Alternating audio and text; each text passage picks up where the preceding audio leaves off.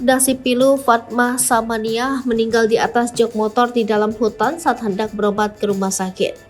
Masih ingat kejadian pilu pasien meninggal dunia di atas motor karena gagal rawat inap di rumah sakit di Madiun, Jawa Timur beberapa waktu lalu?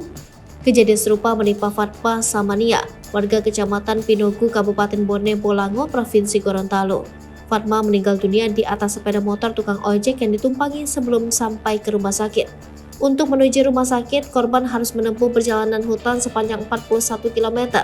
Namun sayang, nyawanya tidak dapat diselamatkan meski usahanya untuk sembuh begitu besar.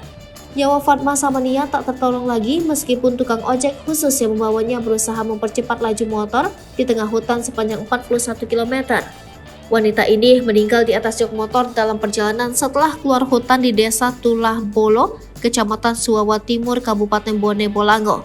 Fatma Samania yang dibonceng ojek terkulai menghembuskan nafas terakhirnya sebelum mencapai rumah sakit Toto Kecamatan Kabila, padahal jarak tinggal 28 km dengan jalan beraspal.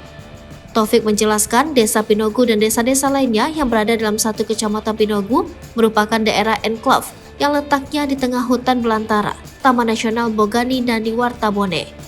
Tidak ada jalan mulus bagi warga yang hendak keluar masuk daerah ini. Sebagian kecil ruas jalan yang sudah dibeton dengan lebar 2 meter, namun sisanya berupa tebing terjal yang susah dilalui, apalagi jika musim hujan. Taufik yang bertugas di Balai Taman Nasional Bogani dan di Wartabone ini menambahkan, posisi Fatma Samania meninggal berada di atas motor. Tukang ojek baru mengetahui saat sudah berada di desa Tulabolo pada pukul 11.30 waktu Indonesia Tengah.